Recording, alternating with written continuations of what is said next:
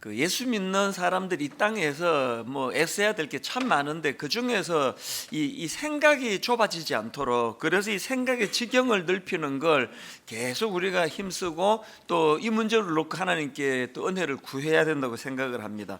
이 죄성을 가진 인간은 틈만 나면은 생각이 좁아지고 생각이 좁아져서 이제는 뭐 내 생각만 항상 옳다는 식으로 주장하고 내가 본 것만 정확하다는 식으로 이런 편협된 주장을 하기가 쉬운 게 인생입니다. 그렇기 때문에 많이 노력을 해야 되는데요, 사실 이건 뭐 나이 들어감의 문제라고 저는 그 생각을 해봅니다. 요즘에 제가 이제 아침에 샤워를 하고 거울을 쳐다보면은 눈이 점점 작아지는 것 같아요. 원래부터 뭐 크지도 않았는데 눈이 막 점점 작아져서 이게 인생의 법칙이 이런 건가? 그래서 요즘에 우리 동기 목사님을 만나든지 친구 목사님 오랜만에 만나면 눈부터 봐요. 이 사람은 안 작아졌나 보니까 대부분이 다 작아지는 것 같아요. 여기에 뭔가 이 법칙이 있지 않을까? 저는 하나님께 이렇게 기도합니다. 지금 육신의 눈이 작아지는 거야 뭐 어떡하겠습니까? 이 나이에 뭐 쌍꺼풀 수술을 하겠습니까? 뭘 어떻게 하겠습니까? 그러나 하나님, 육신의 눈은 이렇게 작아지지만 마음의 눈은 더 커지고 마음의 눈은 더 넓게 볼 수 있는, 그래서 나이가 들수록 편협해지지 않기를 원합니다. 그런 기도가 자꾸 저를 위해서 이렇게 나오는 걸 느낍니다. 이런 점에서 저는 요즘에 그 창세기 15장에서 하나님께서 아브라함에게 들려주신 말씀 한 구절이 이제 종종 떠올려지는데요, 세 번역으로 창세기 15장 5절을 보십시오. 주님께서 아브라함을 데리고 바깥으로 나가서 말씀하셨다. 하늘을 쳐다보아라. 내가 셀 수 있거든 저 별들을 세어보아라. 그리고는 주님께서 아브라함에게 말씀하셨다. 너의 자손이 저 별처럼 많아질 것이다. 지금 아브라함이 그 자기의 좁은 눈으로 그 상황과 현실을 보면서 그 답답함을 토로하니까 주신 말씀인데, 어떤 답답함을 토로했는가 하면은 2절입니다. 그 앞에 나오는, 아브라함이 이르되 주 여호와여 무엇을 내게 주시려 하나이까? 나는 자식이 없사오니 나의 상속자는 이 다메섹 사람 엘리에셀이니이다. 지금 아브라함이 자기 세계에 갇혀가지고 자기가 보는 것만 가지고 판단할 수밖에 없다가 보니까 이 자녀 없음에 대한 그런 안타까움을 토로하니까 하나님은 이리 좀 나와봐라. 그리고 저 하늘의 별을 보라고 그랬습니다. 여기에 참 의미가 있는 거 아니겠습니까? 자꾸 우리는 우리 경험 세계에 함몰되고 내가 보고 있는 이것밖에는 더 해석할 도구가 없다가 보면은 점점 나이가 들수록 그렇게 우울해지고 자기가 초라해질 위험이 있다는 것 아니겠습니까? 그래서 저는 이런 의미에서 하나님의 대안은요, 갈수록 그렇게 좁고 폐쇄적인 것만 보는 것이 아니라 하나님의 이 창조 세계, 저 하늘을 바라봐라, 저 별들을 좀 봐라. 제가 왜 이런 생각을 하게 됐느냐 하면, 이제 오늘 우리 사도신경의 이 부분을 다룰 예정이거든요. 하늘에 오르사 전능하신 하나님 우편에 앉아 계시다가 그 성자 예수님에 관한 내용들을 지금 사도신경에서 쭉 고백을 하는데, 모든 말씀이 다 의미가 있지만 저는 여기에 나오는 하늘에 오르사, 그 다음에 전능하신 하나님 우편에 앉아 계시다가, 이게 우리 인생에 굉장히 의미가 있는 중요한 내용을 담고 있다고 저는 생각을 합니다. 제자들이 예수님이 십자가에서 죽으셨을 때 제자들이 가졌던 상실감이 얼마나 컸겠습니까? 그런데 그들의 패러다임이 부활로 바뀐 거 아닙니까? 이 땅의 삶이 끝이 아니라는 거, 그 부활하심으로 한번 눈이 떠여진 제자들인데요, 그리고 오늘 이 사도신경에서 하늘에 오르사, 예수 그리스도의 승천이라고 하는 이 놀라운 사건이 완전히 제자들의 그 생각의 패러다임을 바꾸어 놓은 겁니다. 이게 얼마나 큰 영향을 미쳤는가 하면은 누가복음에 이런 내용이 나옵니다. 오늘 본문과 같은 사건을 그대로 기록하고 있는데, 자, 누가복음 24장 50절을 보십시오. 예수께서 그들을 데리고 베다니 앞까지 나가사 손을 들어 그들에게 축복하시더니 축복하실 때에 그들을 떠나 하늘로 올려지시니, 예수님의 승천을 지금 제자들이 목도한 거거든요. 그랬더니 그 다음 52절 53절을 보십시오. 그들이 그에게 경배하고 큰 기쁨으로 예루살렘에 돌아가 늘 성전에서 하나님을 찬송하니라. 누가복음이 이렇게 하고 끝이 납니다. 달라진 게 하나도 없거든요. 예수님은 십자가에 못 박았던 그 악한 것들이 여전히 득세를 하고 있고 여전히 지금 자기들은 생명의 위협을 느끼고 있는데 그들이 부활하신 예수 그리스도를 만나고 예수 그리스도의 성천을 목도하고 나서는 삶의 태도가 달라진 거예요. 왜 이런 태도가 바뀌게 됐을까 생각해 보면은 예수님의 성천을 통해서 그들의 생각의 지경이 넓어진 거예요. 그리고 그들의 삶의 패러다임이 주님의 패러다임으로 바뀌어지고 나니까 이 땅에서 자기를 위협하는 그 사람들에 대하여 뭐 두려움이 사라졌다 그럴까요? 사실은 보통 이제 설명하기를 사도행전에서 예수님의 제자들이 그렇게 용사가 됐던 거는 사도행전 2장의 그 성령 강림, 이 사건으로 성령님을 경험하고 제자들이 담대하게 복음을 전했다고 그렇게 해석을 하는데 맞는 해석입니다. 그러나 저는 그 출발이 사도행전 2장에서의 성령 충만을 경험하는 것 이전에 사도행전 1장 오늘 본문에서 이미 제자들이 하늘에 오르사 예수 그리스도의 성천을 목도하면서 그때부터 변화의 출발이 시작됐다고 저는 생각을 합니다. 여러분은 어디까지 보고 계세요? 여러분은 어디까지 보고 계시느냐고 질문 드렸을 때 여러분이 보시는 거기까지가 여러분 인생의 넓이에요. 이런 의미에서 저는 오늘 살펴보게 될 사도신경 하늘에 오르사 전능하신 하나님 우편에 앉아 계시다가 이 의미를 참 깊이 생각을 하는데요, 이 두 파트로 나누어 생각할 수 있습니다. 먼저는 하늘에 오르사, 그리고 그 다음에 전능하신 하나님 우편에 앉아 계시다가 이 둘을 나누어 설명을 드리려고 하는데요, 여기 나와 있는 하늘에 오르사라는 이 말씀의 의미에 대하여 예수님께서 제자들에게 들려주시는 내용들을 보면 두 가지 의미로 우리가 이것을 설명할 수가 있을 것 같습니다. 하늘에 오르사의 첫 번째 의미는 성령님을 보내주시기 위함의 의미예요. 요한복음 16장 7절 그러나 내가 너희에게 실상을 말하노니 내가 떠나가는 것이 너희에게 유익이라. 내가 떠나가지 아니하면 보혜사가 너희에게로 오시지 아니할 것이요 가면 내가 그를 너희에게로 보내리니. 또 13절 그러나 진리의 성령이 오시면 그가 너희를 모든 진리 가운데로 인도하시리니. 예수님의 성천의 의미를 주님께서 어떻게 부여하십니까? 그 의미를 육신을 갖고 오신 주님께서 이 한계를 가지고 있는 사람을 만나고 할 때에 제한을 받으시는 이 제한 받으심이 이제 성령을 보내주심으로 그것들이 다 파괴가 되는 겁니다. 내가 성천하는 게 너희들에게 유익하다 이렇게 말씀하시는 의미가 여기에 있는 거고요. 그런가 하면 두 번째로 하늘에 오르사의 의미를 그 처소를 예비하러 가심 이렇게 의미를 부여하십니다. 요한복음 14장 2절 내 아버지 집에 거할 곳이 많도다. 그렇지 않으면 너희에게 일렀으리라. 내가 너희를 위하여 거처를 예비하러 가노니. 저는 이 두 가지가 참 예수님이 우리 신앙생활에 요구하시고 원하시는 균형을 담고 있다고 생각합니다. 저는 우리 부교육자들에게 종종 이런 이야기를 하거든요. 목회라는 거는, 그리고 특히 담임 목사가 된다는 거는 바로 우리 성도님들에게 오늘 저녁에 드실 영적인 찬거리도 준비해야 되고, 그런가 하면 동시에 5년 뒤 10년 뒤에 이 교회가 우리 성도님들이 어느 방향으로 가야 될지를 제시해주는 이 원건 두 가지가 같이 나가는 게 목회다. 그래서 오늘 바로 이 설교를 위해 가지고 한 주 내내 찬거리를 준비하고 추석을 보고 성경을 읽고 묵상을 하고 이런 일들을 게을리하면 안 되고요. 그런가 하면은 그저 오늘 설교를 어떻게 잘 할까 이렇게만 머물면 안 되고 늘 이 교회가 5년 뒤 10년 뒤에는 어떻게 가야 되는가. 그 가정의 부모님도 마찬가지 아닙니까? 가장이 된다는 의미는 오늘 저녁에 이 아이들의 어떤 필요를 채워주는 일용할 양식에 대한 문제도 해결해 줘야 되지만 늘 이 아이에게 일생을 걸고 달려갈 수 있는 꿈을 품을 수 있도록 방향을 가르쳐 줘야 되는 게 그게 부모의 역할이라고 생각하거든요. 이런 맥락으로 오늘 이 예수님의 말씀의 그 균형을 한번 보십시오.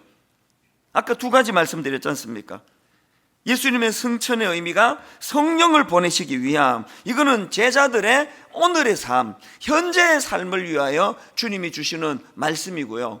그런가 하면은 처소를 예비하러 가심, 내가 너희를 위하여 거처를 예비하러 가노니, 이거는 뭘 의미합니까? 지금 당장 인도하심과 공급도 중요하지만 궁극적으로 너희들이 뭘 지향해야 되고 어디를 향해 가야 되는지를 할 수 있도록 예수님이 지금 가르쳐주고 있는 거 아닙니까? 예수 잘 믿는데 그저 오늘에 필요한 것만 구하고 계시면은 그건 시야가 너무 좁은 거고요. 또 반대로 그저 설교라는 게 그냥 뭐 10년 뒤에 이렇게 될 거다, 20년 뒤에 이렇게 될 거다 하는데 오늘 현재 양식을 잘 준비를 못한다면 그 교회도 건강한 교회라고 할 수 없습니다. 이 둘의 균형이 필요하거든요. 그런가 하면은 또 오늘 본문 사도행전 1장 9절을 한번 보십시오. 이 말씀을 마치시고 그들이 보는데 올려져 가시니 구름이 그를 가리어 보이지 않게 하더라. 여기 나오는 구름은 하나님의 영광과 임재를 나타내는 이 쉐키나의 구름이에요. 이 쉐키나의 구름, 구약에서 하나님의 임재와 영광을 드러낼 때에 이런 표현을 종종 쓰는 것을 여러분 보시지 않습니까? 그게 인간의 행위가 아닙니다.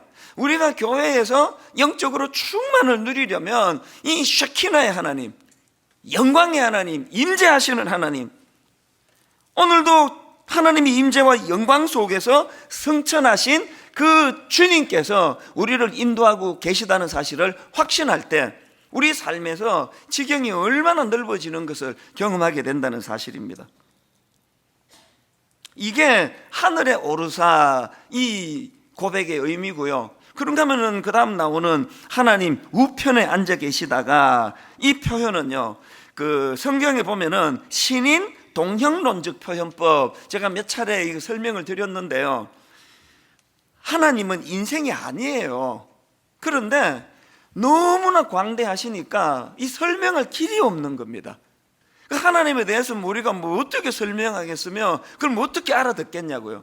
그래서 이 무지한 우리 인간이 알아듣기 쉽도록 신인 동형론적 표현법, 그러니까 하나님을 이 사람과 같은 형태를 지닌 것처럼 표현하는 설명이 이게 신인 동형론적 표현법이에요. 그러니까 지금 하나님 우편에 앉아 계시다가, 그래서 어떤 분들은 별 걱정을 다 합니다. 계속 앉아만 있으면 허리 아프실 텐데, 그런 건 우리 오해하는 거예요. 여기서 앉아 계시는 게 그런 차원이 아닙니다. 한마디로 말하면 여기 하나님 우편에 앉아 계시다가는 이 표현은 그 통치하심을 뜻하는 의미예요. 황제가 그 보좌에 앉아 계시다, 이 이미지는 그 다스리다, 통치하다는 그 상징을 나타내는 표현 아니겠습니까? 왕으로서 이 세상을 다스리신다는 의미를 우린 이렇게 고백을 해드리는 거거든요. 그런가 하면은 여기 나와 있는 하나님 우편에 앉아 계시다가, 이 성경에서 우편, 성경에서 오른편은 능력과 위엄을 나타내는 표현입니다. 시편 138편 7절에 보니까 내가 환난 중에 다닐지라도 주께서 나를 살아나게 하시고 주의 손을 펴사 내 원수들의 분노를 막으시며, 그 다음 보세요, 주의 오른손이 나를 구원하시리이다. 이 오른손이 나오죠.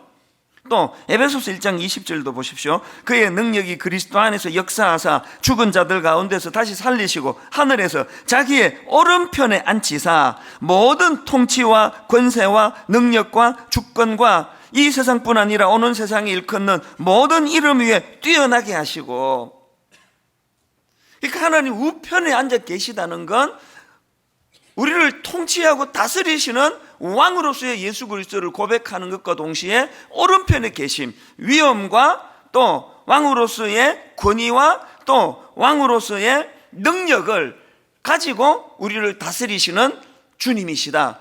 이 고백에는 이런 의미들이 담겨져 있는 겁니다. 그런가 하면은 또 하이델베르크 문답 50문에 이런 질문과 답이 나옵니다. 왜 그 다음 귀절은 하나님 우편에 앉으시고입니까? 답이 이렇습니다. 그리스도께서는 하늘에 오르셔서 하나님 우편에 앉으셨는데, 그곳은, 잘 들어보세요, 그곳은 그분이 교회의 머리이시고 그분이 교회의 머리이시고 성부께서 그를 통하여 만물을 다스리고 계심을 보여주는 곳입니다. 그 김헌수 목사님이 쓰신 하이델베르크 요리문답 강해에 이 부분을 강조해서 설명하는 글을 제가 보았는데요, 성천하신 예수님께서 하나님 우편에 앉으신 것은 자신을 교회의 머리로 나타내기 위한 것이고, 성부께서는 그분을 통해서 만물을 다스리신다고 해석하였습니다. 그리스도께서는 교회의 머리로 하늘에 계십니다. 그래서 에베소서 1장 22절, 또 만물을 그의 발 아래에 복종하게 하시고 그를 만물 위에 교회의 머리로 삼으셨느니라. 그래서 여러분들이 이제 사도신경을 고백할 때마다 하나님 우편에 앉아 계시다가 이렇게 고백할 때는 뭘 우리가 고백해 드리는 거예요? 교회의 주인이 그리스도가 되시다는 거, 이 교회의 머리가 되신다는 걸 고백하는 표현이에요. 여러분, 여기에 지금 한국교회의 문제점, 그리고 또 반가운 거, 한국교회의 대안이 여기 있는 거 아닙니까? 분당 우리가 맨 처음에 교회를 개척했을 때 한 30몇 명으로 이 교회를 시작하고 또 학교 강당을 빌려서 쓰다 보니까요, 월요일 되면은 교회가 흔적도 없어지는 겁니다. 이 교회를 설명할 길이 없는 거예요. 모든 모임은 다 가정을 돌아가면서 하고. 그랬는데 정말 놀랍고 신기한 일이 벌어지더라고요. 한 1년 좀 지나니까 갑자기 어디서 뭘 듣고 오셨는지 막 사람들이 엄청 모이기 시작하더니 한 7년, 8년 넘어가니까요, 1년에 등록이 한 4,000명, 4,500명씩 되는 이상한 현상이 벌어졌습니다. 그래서 막 그게 어떻게 된 일인가 막 언론이 인터뷰를 해가고, 또 막 청년들도 와서 묻고, 목사님도, 후배 목사님도 와서 묻고, 이게 어떻게 된 일이냐고, 이렇게 사람이 많이 모이는 원인이 어디에 있다고 생각하느냐고, 부흥의 원인은 목사님 어떻게 생각하십니까? 막 계속 묻고, 우리 동기들은 또 저를 다 알다 보니까 계속 참 내가 너를 아는데 신기하다 그러면서 이 원인이 뭐냐고 막 계속 묻는 일이 일어났거든요. 그때 제가 한결같이 해준 대답은 딱 하나였습니다. 나도 모른다. 네가 모르는데 내가 어떻게 알겠느냐. 진짜 저도 모르겠더라고요. 이게 조금만 늘어나면은 막 이게 착각해서 교만에도 좀 빠지고 그럴 것 같겠는데요, 그 선을 넘어서니까 이 교만한 엄두가 안 나더라고요. 이게 어떻게 된 일이냐고. 이게 저도 잘 모르겠다는 거예요. 왜 이런 일이 일어나는지. 그러나 이제 하나 알아요. 교회의 머리가 되시는 분이 예수 그리스도라는 거, 우리가 신앙 고백을 통해서도 그 고백을 하고 있다면 그건 내가 다 알 필요가 없는 거 아닙니까? 교회 부흥의 원인을 내가 다 안다면은 내가 교회의 머리지 어떻게 주님이 머리시겠냐고요. 저도 잘 모르겠는 거예요. 그때는요, 종종 제가 이런 기도 부탁을 했습니다. 내가 교회가 왜 이렇게 갑자기 성장하는지 내 원인은 잘 모르겠지만 한 가지는 내가 안다. 내가 이 교회의 부흥의 물꼬를 가로막을 수는 있다는 거. 그래서 내가 기도 부탁을 종종 했습니다. 이 하나님이 부어주시는 부흥의 물꼬를 내가 가로막지 않도록 좀 잘 비켜서서 이 하나님의 역사에 방해꾼 노릇을 하지 않게 해달라고, 그렇게 기도해달라고 종종 요청을 했던 기억이 있거든요. 여러분, 분당 우리 교회에 주인 되시는 분이, 그리고 이 교회에 예수님이 머리가 되신다는 거 믿으십니까? 신앙 고백하실 때마다 그 사실을 상기하셔야 돼요. 그래서 여러분이 이 교회의 멤버로서, 저 담임 목사가 요새 좀 교만해져 가지고 저 설치고 다니면서 저게 지금 머리 되신 주님의 사역에 좀 방해가 된다 그러면 가차없이 지적해 주셔야 됩니다. 이거 예의로 드리는 말씀이 아니고, 그래야 그게 내가 사는 길이고 이 교회가 사는 길이에요. 이 찬수 목사가 분당 우리 교회를 향하신 머리 되신 주님의 부어주시는 은혜에 방해꾼이 되지 않는 한 이 교회는 계속 부흥의 물결을 타게 될 줄로 믿습니다. 이건 가정도 마찬가지고 개인도 마찬가지예요. 제가 이제 한 달 반 있으면 이제 60살이 되다가 보니까요, 조금 철이 드는 것 같아요. 이제 근데 세상의 원리를 조금 아는 것 같아요. 그렇게 30대 때는 인생을 내가 피곤하게 힘들게 살았는데요, 여러분, 인생 그렇게 힘들게 사실 거 없습니다. 인생은요, 편승하는 게 편승. 하나님의 은혜의 물결에 그냥 편승하는 거예요. 그냥 그 호숫가에서 자기가 노져 가지고 가려고 하니까 얼마나 피곤하세요. 은혜의 물결에 편승하는 거예요. 그 순리예요. 순리. 물이 위에서 아래로 흐르는 거, 그 순리거든요.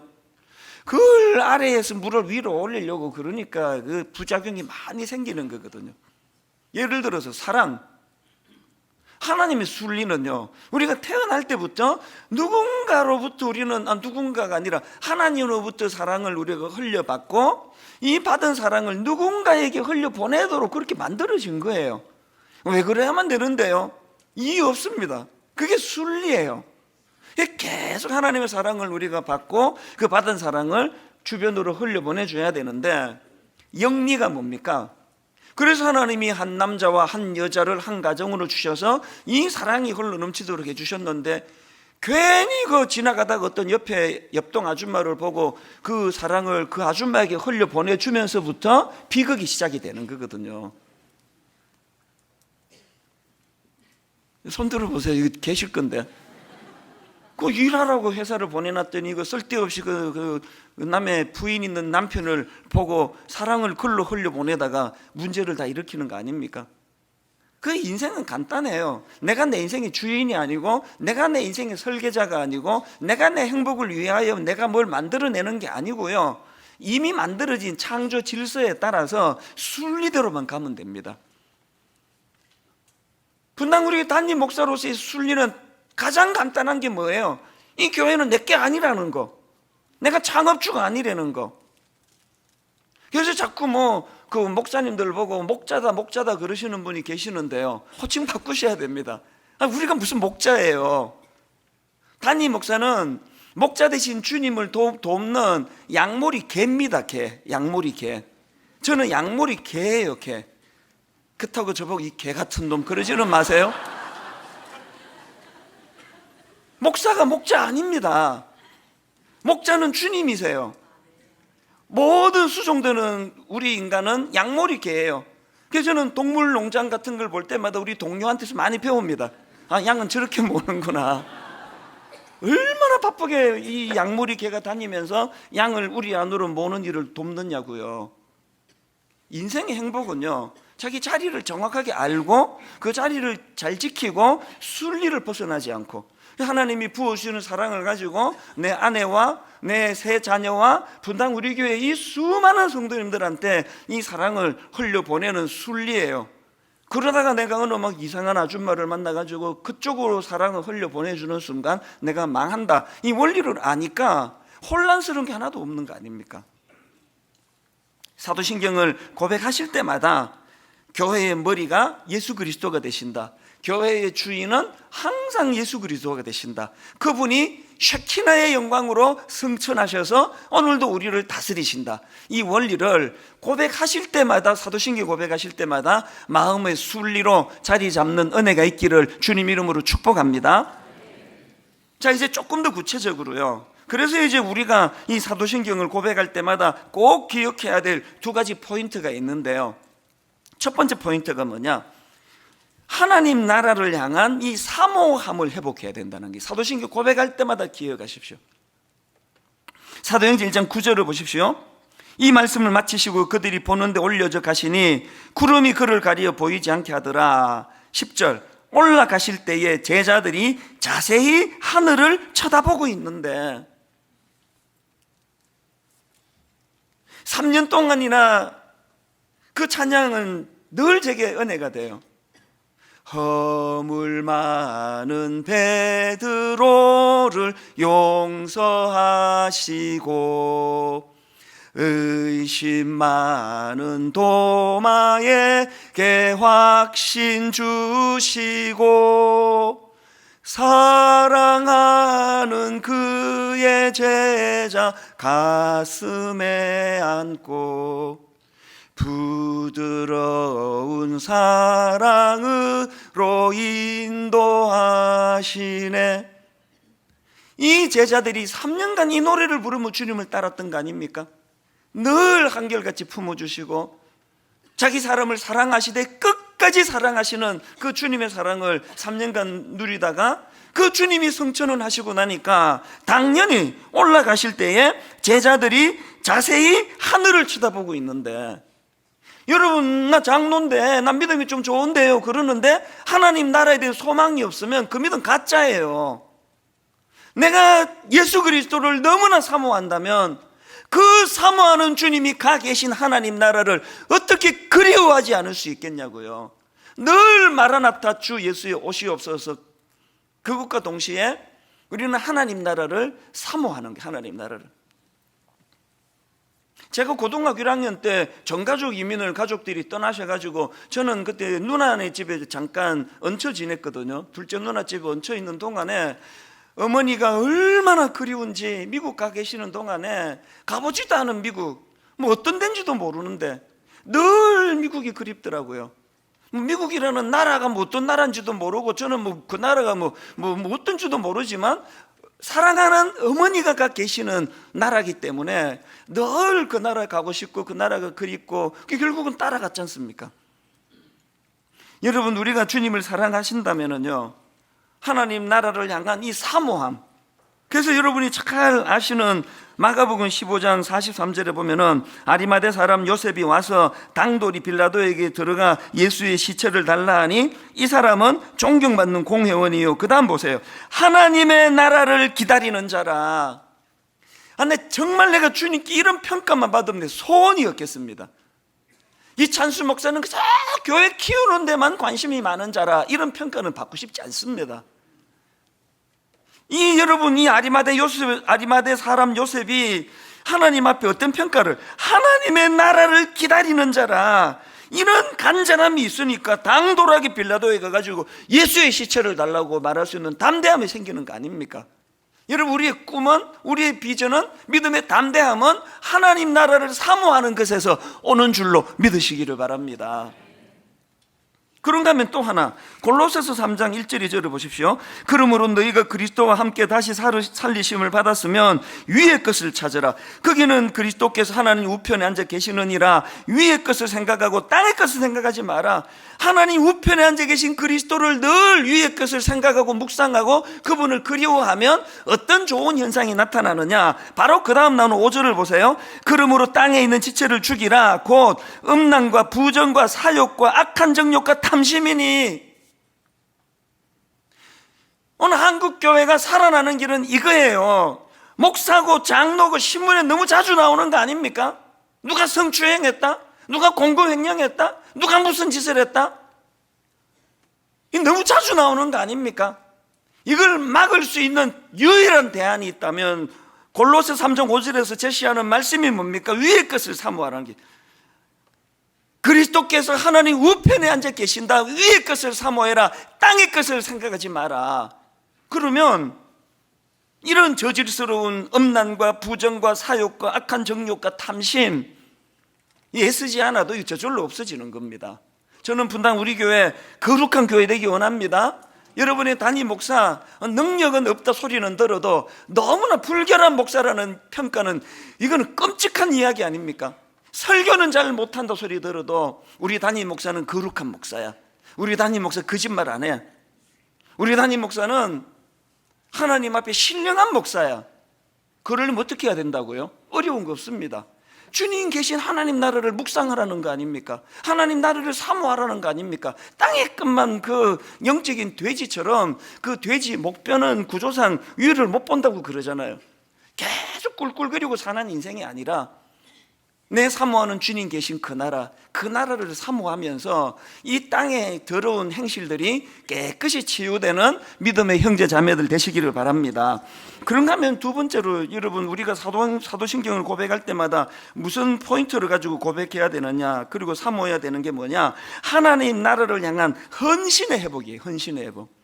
하나님 나라를 향한 사모함도 회복해야 되지만 하나님 나라를 위한 헌신, 이게 참 중요한 겁니다. 11절에 하늘만 보고 있는 제자들에게 이런 권면을 합니다. 11절 보니까 이르되 갈릴리 사람들아 어찌하여 서서 하늘을 쳐다보느냐, 너희 가운데서 하늘로 올려지신 이 예수는 하늘로 가심을 본 그대로 오시리라 하셨느니라. 하늘만 쳐다보고 사모하는 거 좋은데 그것만 보고 있으면 안 된다는 겁니다. 제가 한국에 그 신학교로 들어가던 90년대 초에 담이 선교회라고 온 대한민국을 바깥 뒤집어 놓은 그 종말론자들이 있었잖아요. 그래가지고 이제 1992년 제 기억으로 10월 28일인가 이제 예수님 오신다고 재림하신다고 막 집 팔고 논 팔고 다 교회에다 갖다 바치고 막 모여가지고 그냥 흰옷 입고 찬송만 부르던 그 가슴 아픈 현상, 그게 다 이단이에요. 그 집 팔고 논 팔아가지고 그러면 가난한 사람한테 주든지. 그 1992년 10월 28일 교회가 또 주님의 이름이 얼마나 조롱을 당했냐고요. 진짜 이 시대가 말세라고 생각이 되면 오히려 더 분주하게 하나님 나라를 위하여 더 헌신하고 더 열정을 가지고 달려가야지. 공부도 안 하고 수능 시험 준비도 안 하고 직장도 안 다니고.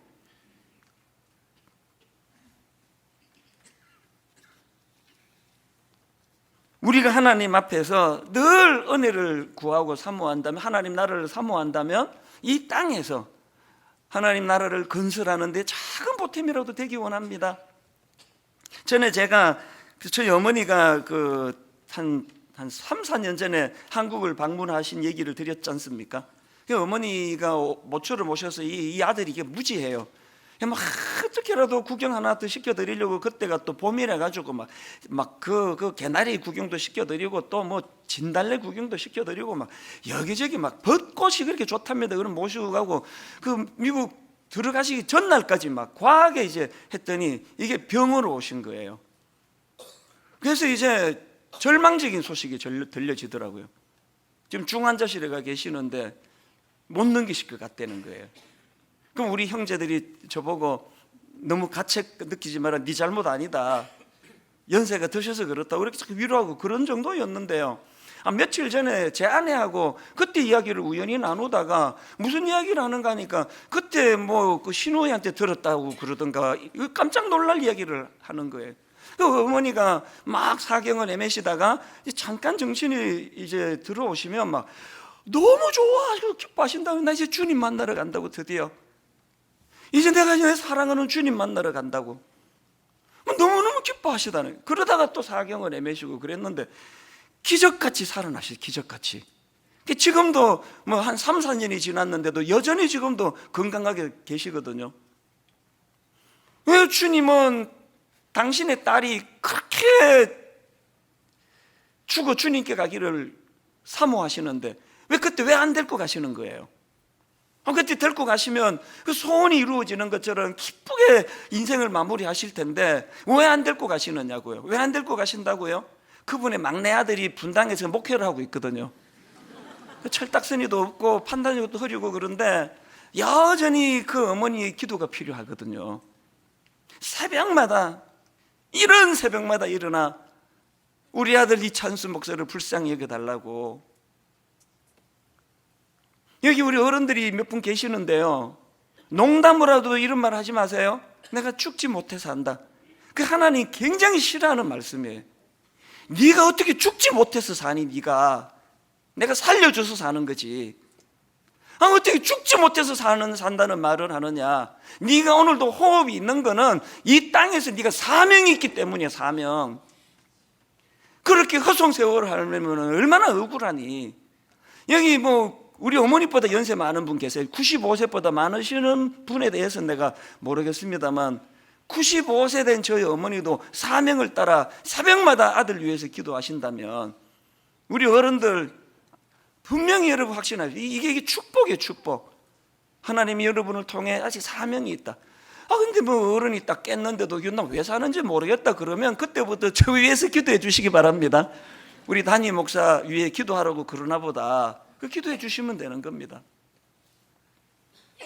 결론을 맺으면서 제가 참 우리 하나님은 제게 너무 자상한 분이에요. 오늘의 이 설교 마무리를 잘 지을 수 있도록 예화를 제공하기를 원하셔서 TVN 제작진의 마음을 흔들어 움직이셔서 지난 월요일 날 제 방송을 제가 우연히 봤거든요. TVN에 보니까 응답하라 1988 그거를 이제 제 방송으로 보여주는데 신기하게도 딱 요 대목을 제가 봤습니다. 중간에 거기에 이제 그 주인공이 그 고등학교 여학생 아닙니까? 덕선이라고. 그 이제 여학생이 이제 그 자기 눈으로 이제 쭉 이제 그 나레이션이 돼가지고 뭐 설명도 하고 이제 그렇게 하는데요. 얘 할머니가 돌아가신 거예요.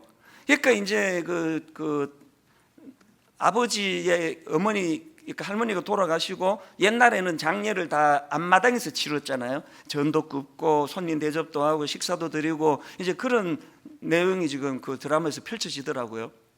보니까요, 이 여고생이 보니까 이게 어른들이 하나도 슬퍼하지 않는 거예요.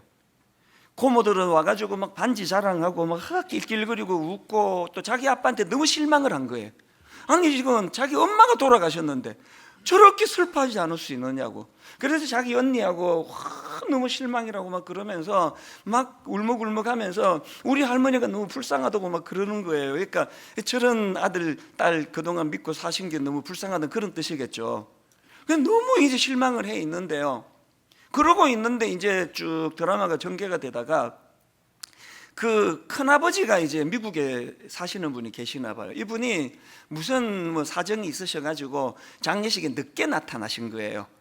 그래서 이제 느지막하게 밤 늦게였던 걸로 새벽이었는지 밤 늦게 나타나서 자기 아버지 이름을 불러요. 누구누구야, 자기 동생이니까. 그랬더니 이 아버지가 얼어붙는 거예요. 그러더니 이제 자기 형에게 와락 달려가가지고 통곡을 하는데요. 못한다고 이제 왔어. 못한다고 이제 왔어. 그러면서 이제 그 걸쭉한 전라도 사투리 너무 정겨워요. 전라도 말로 우리 어머니 불쌍해서 어떡하나, 우리 어머니 불쌍해서 어떡하나, 우리 어머니 뭐가 급해서 왜 이렇게 빨리 돌아가셨냐고 울음이 터지는데요. 그 고모들하고 자기 아버지하고 미국에서 온 큰아버지하고 부둥켜 안고 통곡을 하는데 그때 이 아이가 오해가 풀린 거예요. 이 아이가 막 울면서 이제 그 나레이터가 돼가지고 설명을 하는 그걸 보고 제가 울었습니다. 감정이입이 돼가지고 그 아이가 이런 그 나레이션을 펼치더라고요. 어른도 아프다. 어른은 그저 견디고 있을 뿐이다. 어른으로서의 일들에 바빴을 뿐이고 나이의 무게감을 강한 척으로 버텨냈을 뿐이다. 어른도 아프다.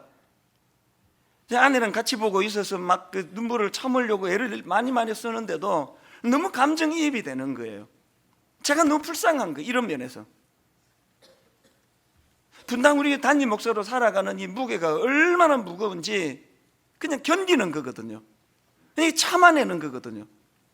제가 왜 지방 집회를 가끔씩 가는지 아세요? 너무 신기해요. 두통에 근육통에 막 이것저것 머리 아프다가요, 경부고속도로 톨게이트를 빠져나가는 순간 다 나아요. 분당만 벗어나면 아픈 거 하나도 없습니다. 미국 집회 왜 가끔씩 가는지 아세요? 인천공항에서 비행기 이륙하는 순간에 하늘 문이 열리고 성령이 비둘기같이 임하면서 평화로다. 근데 정말 이상한 게 미국 집회 강행군할 때가 많거든요. 이 주에서 수목 금토 주일하고 새벽 비행기 타고 다른 주로 가가지고 그날 월화수 집회하고 어떨 때 주일날 설교를 5번 6번 할 때도 있는데 이상하게 하나도 안 아파요. 분당의 공기가 무거운 거예요. 공기가 뭘 의미합니까? 이 작은 그릇에 분당 우리 담임 목사 노릇하는 게 그만큼 힘들다는 거 아닙니까? 그날 그 드라마를 보면서 저는요, 이거 우리 모든 아들 딸들이 다 봤으면 좋겠다 싶더라고요. 니들이 이렇게 철딱서니 없이 살아도 문제없는 것, 그만큼 이 가정에 니네 엄마 아빠가 그 무거움을 견디고 있는 거다. 견디고 하나님 나라를 위하여 늘 우리 어머니처럼 하나님 나라를 사모하면서도 이 땅에서 사명이 남아있어 이 교회의 아들 담임 목사인데 눈물로 기도하는 그 일들 해나가면서 견디는 거예요. 견디는 거. 결론을 맺습니다. 이 땅 누리고 즐기는 곳 아닙니다. 견디는 곳이에요. 사명으로 무거운, 오늘 성령님이 그 예수 믿는 가정에 엄마 아빠 그 가정을 지키려고 견디고 계시는 많은 분들을 위로해 주시기 바랍니다. 그리고 또 늘 하나님 나라를 사모하면서 이 땅에서 그 다미 선교회처럼 뭐 회사도 때려치우고 뭐 수능도 다 때려치우고, 이게 우리의 도리가 아니고요.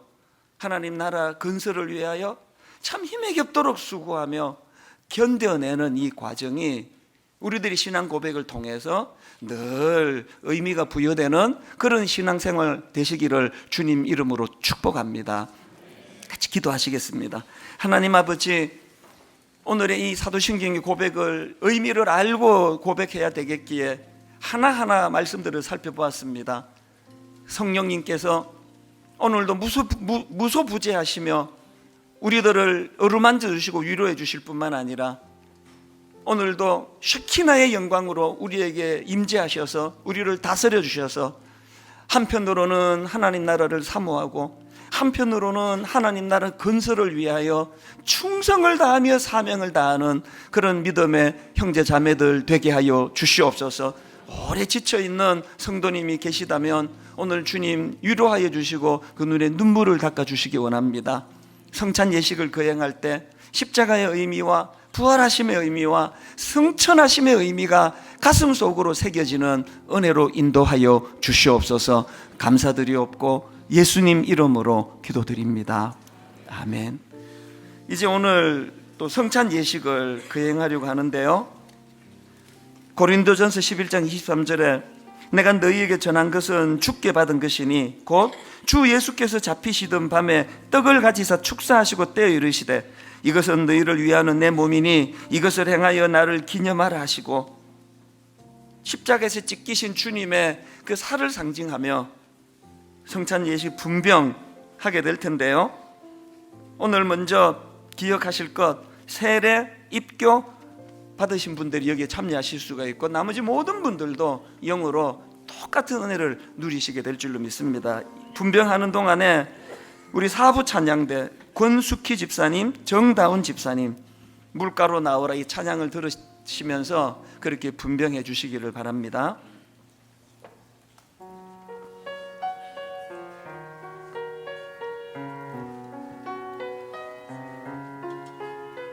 주 예수 오셔서 내 슬픔 하셨네. 나의 아비도 내 주 하셨네. 나 주를 버리고 떠나갔었네. 주님 약속대로 날 붙드셨네. 주 말씀 안에 눈물가로 나아라. 내게로 오라. 내 목마른 것을 내가 채우리라. 어둠 속에 흘리던 내 눈물, 그 눈물을 위해 내가 죽었노라.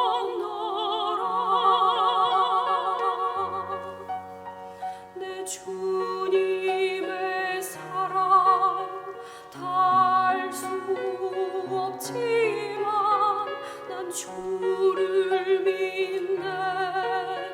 날 위한 사랑 영광 다 버리고 날 위하여 주 십자가 지사 자유 주셨네. 주 말씀 안에 눈물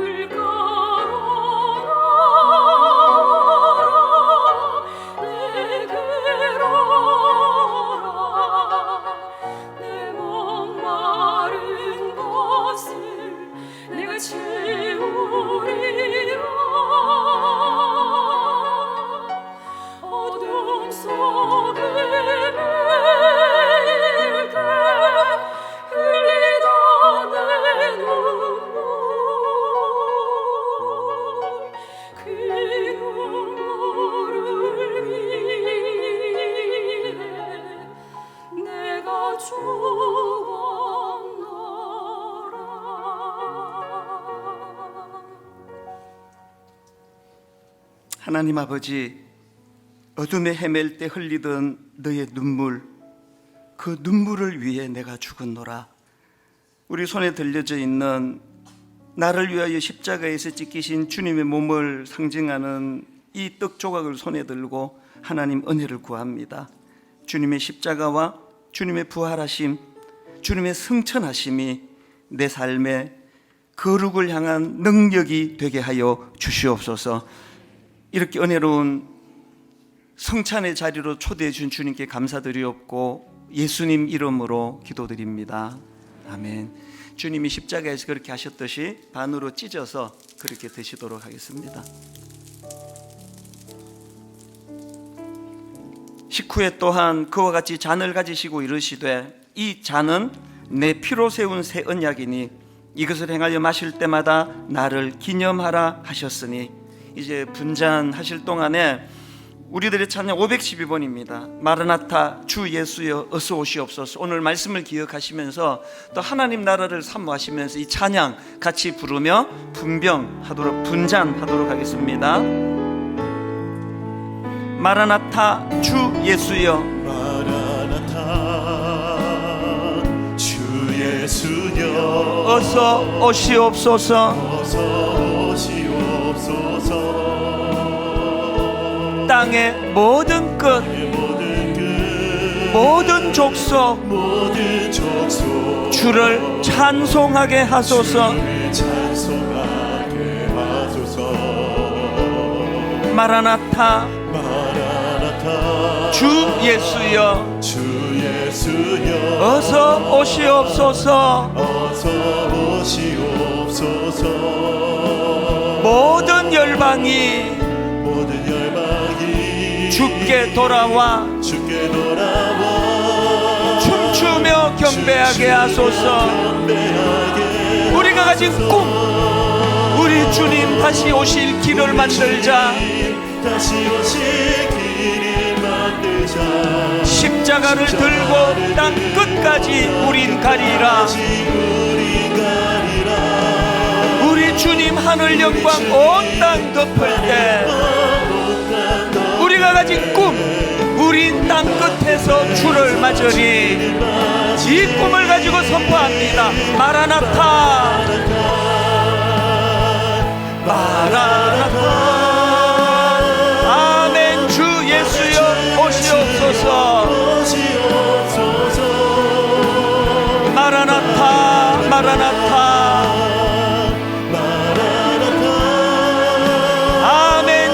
예수여 오시옵소서. 우리 간절하게 다시 한번 선포합니다. 마라나타 주 예수여. 하나님 나라를 향한 열망 어서 오시옵소서. 땅의 모든 끝, 모든 족속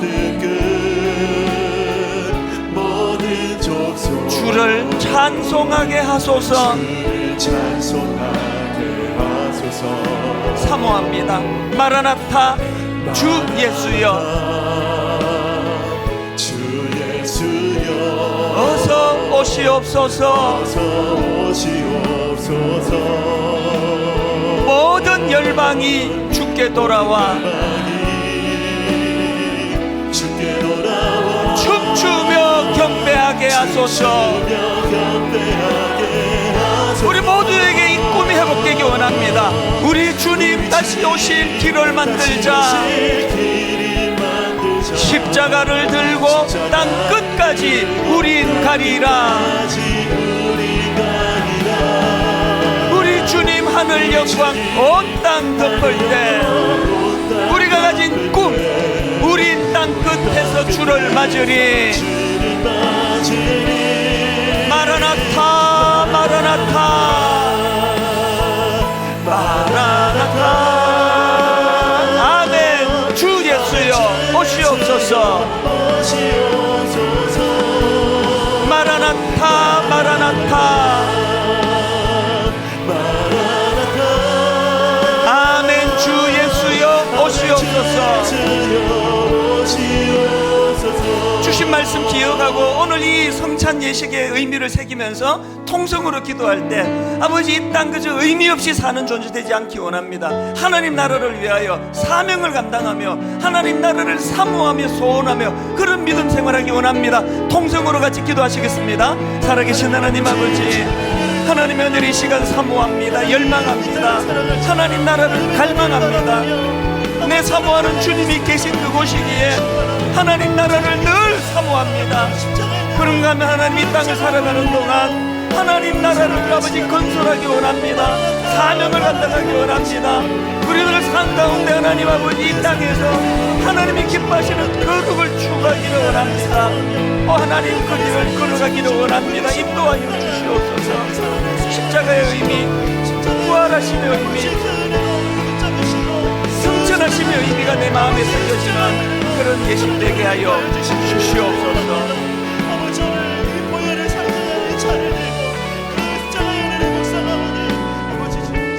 하나님 아버지, 오늘의 이 예배 가운데 우리의 심령이 변화가 되고 거룩을 향한 갈망이 회복이 되게 해주시고 하나님 나라를 향하여 가치 있는 의미 있는 삶을 살고자 하는 마음의 결심이 일어나게 하여 주시옵소서. 이렇게 십자가의 자리를 인도해 주신 주님께 감사드리옵고 예수님 이름으로 기도드립니다. 아멘. 우리 같이 잔을 마시도록 하겠습니다.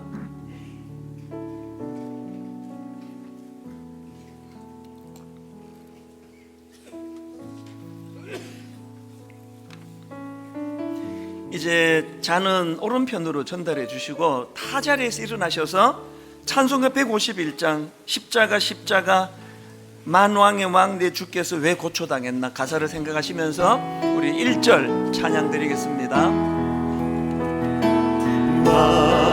만왕의 왕 내 주께서 왜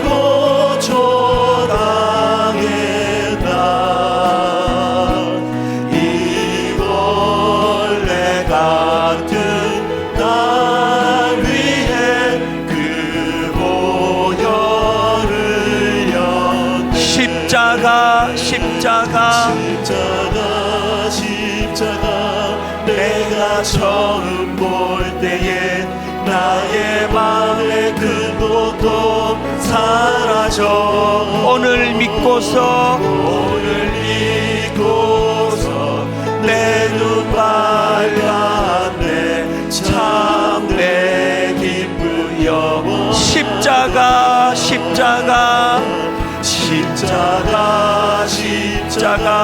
내가 처음 볼 때에 나의 마음의 그 고통 사라져 오늘 믿고